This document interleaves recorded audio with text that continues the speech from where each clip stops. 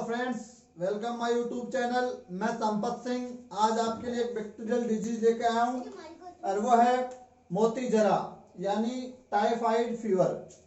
तो आज का हमारा जो टॉपिक है वो टाइफाइड फीवर या मोती जरा के बारे में होगा। तो हम डीपली इसमें कवर करेंगे, तो बने रहिए अंत तक हमारे साथ। तो चलो शुरू करते हैं। मोती जरा या टाइफाइड फीवर, तो इसके और भी कई नाम है, बोलचाल या कोई प्रचलित रहते हैं नाम भाषा में, तो उपनाम या अन्य नाम। इसके और क्या क्या नाम है, तो और इसका नाम होता है मियादी बुखार।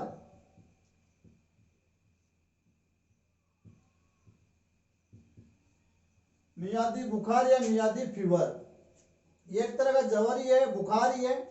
और इसका क्या नाम होता है, एंटेरिक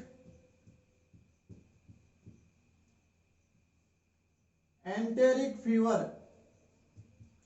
या बुखार।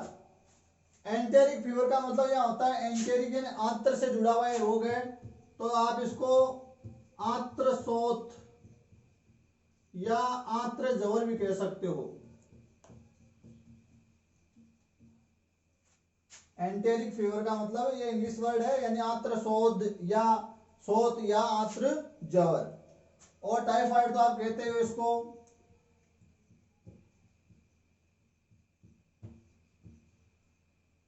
टाइफाइड या टाइफाइड बुखार या जवर या फीवर, ठीक है। तो इन नामों से इसको जाना जाता है, मोती जरा, टाइफाइड फीवर यानी मियादी बुखार, एंटेरिक फीवर, आंत्रशोथ या आंत्र जवर या टाइफाइड बुखार। तो इन सब नामों से इसको जाना जाता है। नेक्स्ट बात आती है रोगजनक या रोग कारक। किस रोग का रोगजनक या रोग कारक कौन है, तो जीवाणु होता है एक, और उसका नाम होता है साल्मोनेला।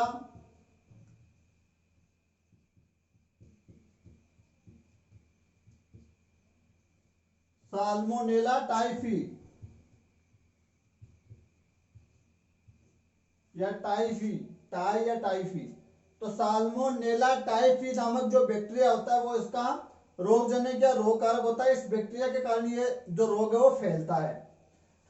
नेक्स्ट बात आती है प्रभावित अंग।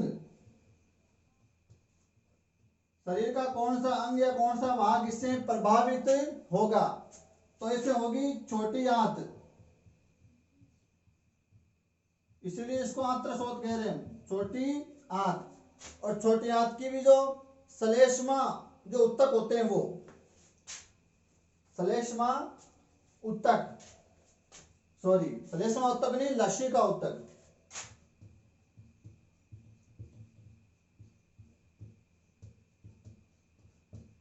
तो प्रभावित अंग हो गया इसकी छोटी आंत।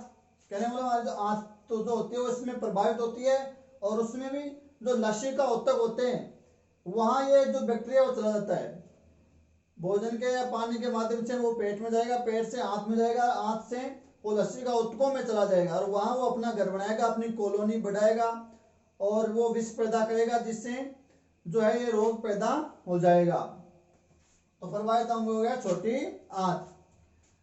और आगे आता है इसमें कि रोग का उद्भवन काल, यानी बैक्टीरिया शरीर में प्रवेश करने के बाद कितने दिन बाद रोग के लक्षण प्रकट होंगे, तो उद्भवन काल। तो रोग का उद्भवन काल होता है लगभग 10 से 12 डेज, 10 से 12 दिन। तो 10 से 12 दिन बाद इस रोग का लक्षण प्रकट हो जाता है। और कई बार व्यक्ति का इम्यून सिस्टम अच्छा होता है तो इसके लक्षण वगैरह प्रकट नहीं होता है, और वो इसको एक वाहक के तौर पर घूमता रहता है और दूसरों में फैलाता रहता है, और कई बार इसका आसानी से पता चल जाता है। तो 10-12 दिन बाद में इसके लक्षण प्रकट होना शुरू होते हैं। नेक्स्ट बात हम करें तो ये कैसा रोग है, ये बैक्टीरियल डिजीज है, जीवाणु जनित है, जीवाणु जनित। और कैसा रोग है, संक्रामक रोग है।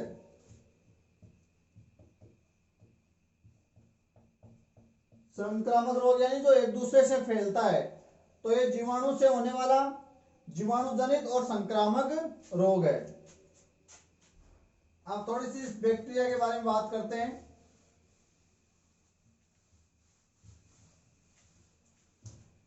ये जो बैक्टीरिया होता है साल्मोनेला टाइफी, वो मानव की जो शरीर होता है यानी खासकर आंत में वो किस रूप में रहता है? परजीवी के रूप में रहता है। परजीवी जो अपने भोजन के लिए अपने आहार के लिए दूसरों पर निर्भर होता है वो परजीवी होता है, दूसरों परायों पर अपना जीवन यापन करता है। तो ये मानव के शरीर में या आंत्र में परजीवी के रूप में रहता है। अब होता क्या है, ये आंत वगैरह में पाया जाता है तो ये हमारे मल में मिक्स हो जाता है, मूत्र में मिक्स हो जाता है। तो मल के साथ ये शरीर से, मल मूत्र के साथ, मोस्टली मल के साथ ये शरीर से बाहर निकलता है।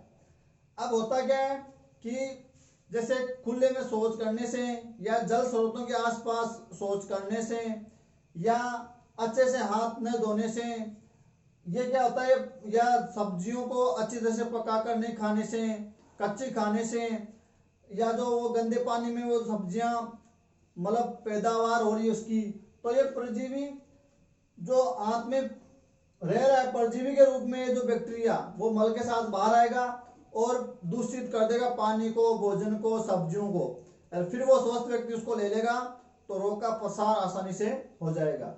तो अगली बात करें रोग का प्रसार। तो रोग का प्रसार या संक्रमण कैसे होता है? दूषित जल और प्लस दूषित भोजन प्लस मक्खियां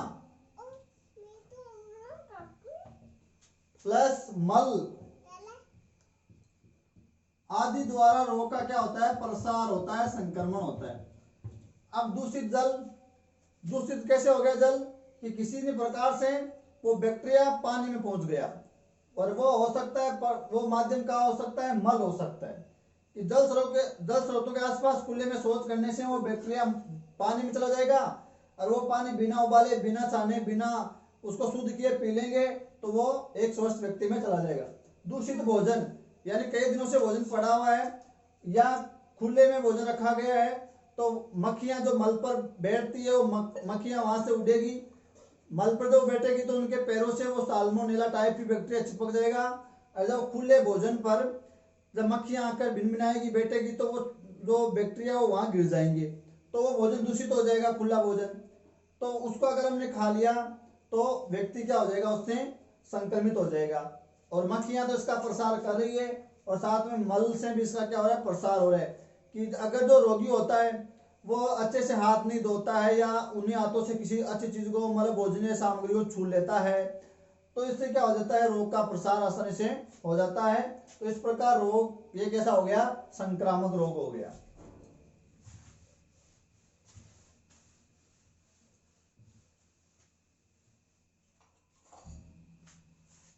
अब बात करें नेक्स्ट, तो इस रोग के लक्षण क्या नजर आएंगे?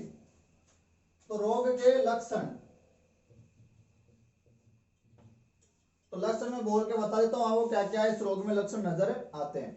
देखो ये हम कह रहे हैं बुखार है यानी ज्वर है, एक फीवर है, तो जाहिर सी बात है एक लक्षण तो यही प्रकट होगा कि इस रोग के अंदर जो रोगी होता है उसको तीव्र ज्वर यानी बुखार आता है, और बुखार धीरे धीरे बढ़ता है और फिर वो ज्यादा गंभीर स्थिति ले लेता है, और वो काफी दिनों तक रहने वाला बुखार होता है, लगभग 15 दिन तक देश तक ये बुखार रह सकता है। एक सीढ़ी की तरह ये चढ़ने वाला बुखार होता है और फिर धीरे धीरे इसकी तीव्रता कम हो जाती है।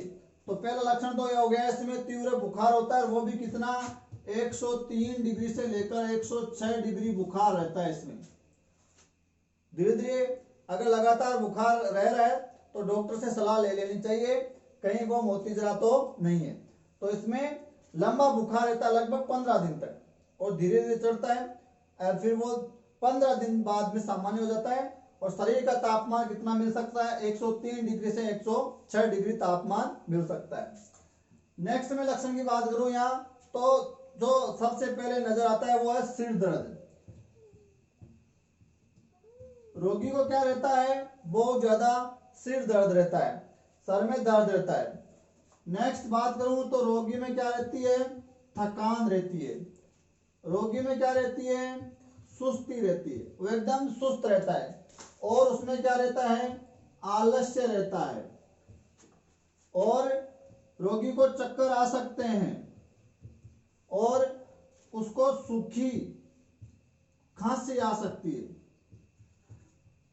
सूखी खांसी आती है, लेकिन कभी कभी इसमें बलगम और खून भी आ सकता है। मोस्टली सूखी खांसी को आती है। और क्या, कमजोरी।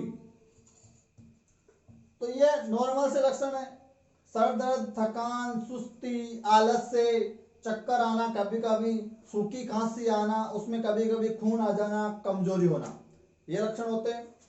नेक्स्ट लक्षणों की बात करें यहाँ, तो व्यक्ति के शरीर पर फुंसियों के समान छोटे छोटे दाने उभर आते हैं, खासकर पेट और सीने पर, इसीलिए इसका नाम मोती जरा पड़ा। मोती यानी मोती के समान शरीर पर दाने बन जाते हैं, ठीक है। इसमें मोती जरा यानी मोती के समान दाने आगे शरीर पर।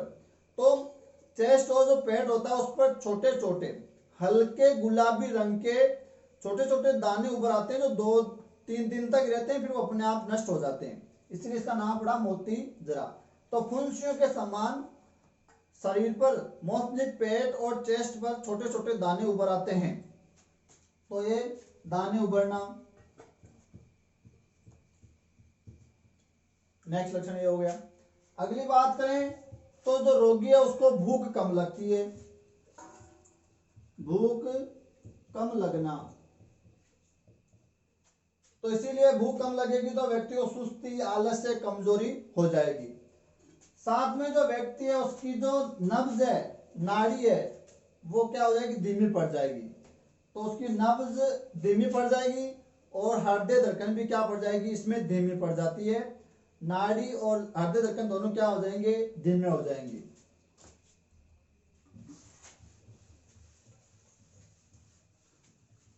नेक्स्ट लक्षण की मैं बात करूं तो मुख का जो स्वाद है वो चेंज हो जाता है। वो कोई भी चीज खाता है तो उसको कड़वा लगता है रोगी को, तो मुख का जो स्वाद है वो एकदम चेंज हो जाता है। और जीभ पर एक परत सी जम जाती है, एक परत सी जम जाती है जीभ पर, और उसको स्वाद अच्छा नहीं लगता, कड़वा सा फीका सा स्वाद लगता है। तो उसको उससे क्या होती है, बेचैनी सी होती रहती है। तो बेचैनी भी आप में इंक्लूड कर सकते हो। साथ में इस रोग में क्या होते हैं, दस्त लगते हैं, और दस्त भी 1-2 दिन बाद में लगते हैं, लगभग 5-7 दिन बाद में लगने शुरू होते हैं।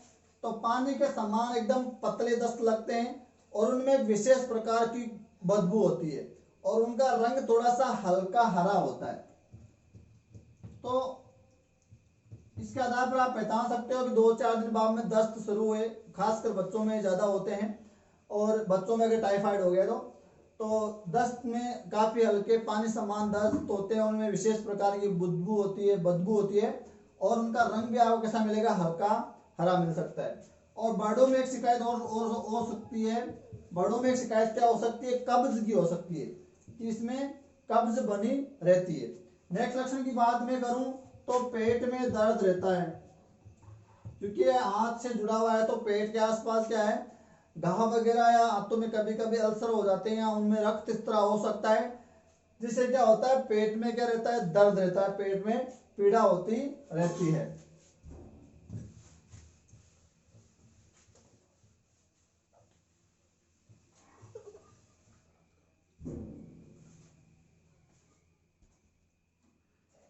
इसके अलावा कुछ और लक्षण आपको नजर आ सकते हैं, और वो क्या है, इस रोग में क्या होता है, लीवर यानी यकृत और प्लिया यानी स्प्लीन, इनका क्या है, आकार बढ़ जाता है, इनमें थोड़ी सी क्या आ जाती है, इसमें इस रोग में सूजन आ जाती है। और व्यक्ति जो रोगी होता है उसका पेट भी थोड़ा सा क्या हो जाता है, फूल जाता है, पेट फूल जाता है। और कभी कभी इस रोग में क्या है, रोगी को उल्टियां भी हो सकती है, कभी कभी इसमें उल्टियां भी हो जाती है, और रोगी को ठंड भी लगती है। तो लीवर और प्लीहा का आकार बढ़ना, पेट फूलना, उल्टियां होना, ठंड लगना, ये भी इसमें लक्षण शामिल है। और शरीर में क्या रहता है, पूरे शरीर में दर्द भी रह सकता है, जोड़ों में दर्द या कमजोरी। तो इसके आधार पर इस रोग को आसानी से पहचाना जा सकता है। ये हो गए रोग के प्रमुख लक्षण। अब बात करेंगे बचाव के उपाय और उपचार। तो बचाव के उपाय या इसका उपचार क्या है इस रोग का।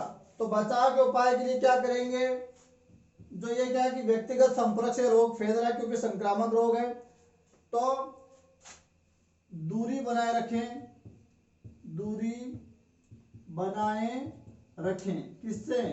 रोगी से दूरी बनाए रखें। रोगी की काम में ली गई जो सामग्री है उसका इस्तेमाल नहीं करें, या करें तो उसको अच्छे से भली प्रकार साफ सुथरी करके ही करें।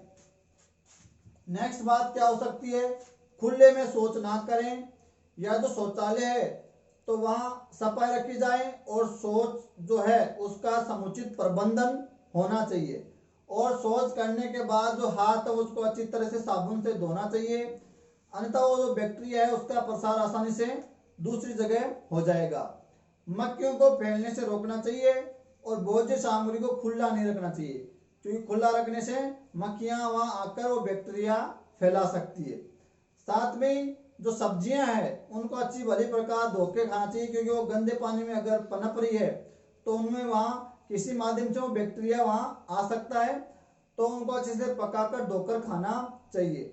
दूषित पानी का इस्तेमाल नहीं करना चाहिए, पानी को उबालकर छानकर पीना चाहिए। और कई दिनों तक पड़ा हुआ भोजन बासी सामग्री को खाना नहीं चाहिए, क्योंकि उस पर बैक्टीरिया हो सकते हैं, मक्खियों के माध्यम से वो आ सकते हैं। और कोई भी जल स्रोत के आसपास खुले में शौच नहीं करना चाहिए। अगर शौच जहाँ कहीं भी की है उसका अच्छी तरह से उसको गाड़ देना चाहिए, दबा देना चाहिए, क्योंकि उसमें मल के माध्यम से बैक्टीरिया बाहर आते हैं तो उसका संक्रमण होने का जो खतरा ज्यादा रहता है, तो उसको उसका समुचित प्रबंधन होना चाहिए, साफ सफाई होनी चाहिए, उसको कहीं दबा देना चाहिए। तो उससे क्या होगा, रोग का प्रसार काफी हद तक रुक जाएगा। साथ में जैसे हाथ धोएंगे, सब्जियां धोएंगे तो उससे भी हो जाएगा। और मक्खियां इनकी जो वाहक है उसको ले जाकर ट्रांसफर करिए, उनको हम ढककर रखेंगे सामग्री को, या मक्खियों को किसी माध्यम से कम किया जा सकता है, तो इस रोग को भी कम किया जा सकेगा। और रोगी से दूरी बनाए रखना तो है। साथ में इस रोग में क्या है, जो रोगी है उसको उपचार के लिए हम क्या, उसको थोड़ा भोजन कम करना चाहिए। और अगर दस्त लग रहे पानी की कमी है तो ORS घोल वगैरह पीना चाहिए, लस्सी छाछ वगैरह पीनी चाहिए, और चावल की मांड पीनी चाहिए। साथ में फल जूस वगैरह लेते रहना चाहिए। दूध ले सकता है, अंडा ले सकता है, ताकि वो जो डिहाइड्रेट ना हो बॉडी, क्योंकि दस्त में काफी पानी लॉस हो जाता है उल्टियों वगैरह में, तो वो लेने से क्या है आराम मिलेगा आदमी को, और आराम करते रहना चाहिए रोगी को, जिससे क्या है इसका उपचार करने में थोड़ी सी आसानी रहेगी। साथ में ही जो हम क्या कर सकते हैं, इसमें टीकाकरण भी करा सकते हैं। वैसे इसमें मृत्यु दर काफी कम है, समय रहते अगर इसका उपचार किया जाए तो आसानी से इसका उपचार या इलाज किया जा सकता है। फिर भी ये कभी कभी घातक हो जाता है, इसमें मृत्यु हो सकती है। और अगर रोग काफी गंभीर हो गया तो कुछ कॉम्प्लिकेशंस भी इसमें जटिलताएं हैं, जैसे आंत्र में घाव होना, रक्त स्त्राव होना, मेनिंजाइटिस यानी मस्तिष्क शोथ होना, न्यूराइटिस यानी तंत्रिका शोथ होना, या मतलब कोमा में चला जाना, मति भ्रम होना, इसके साथ पीलिया हो जाना, न्यूमोनिया हो जाना, ऐसी कुछ कॉम्प्लिकेशन भी हो सकती है। तो समय रहता है इसका उपचार होना चाहिए। अब इसके लिए एक परीक्षण भी किया जाता है, टेस्ट भी किया जाता है, उस टेस्ट का नाम है विडाल या विडोल।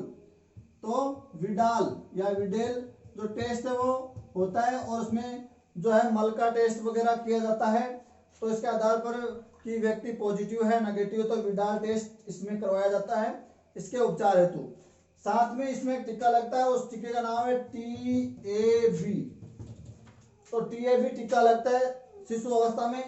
TAB का मतलब क्या है, इसका मतलब है आपका टाइफाइड और पैराटाइफाइड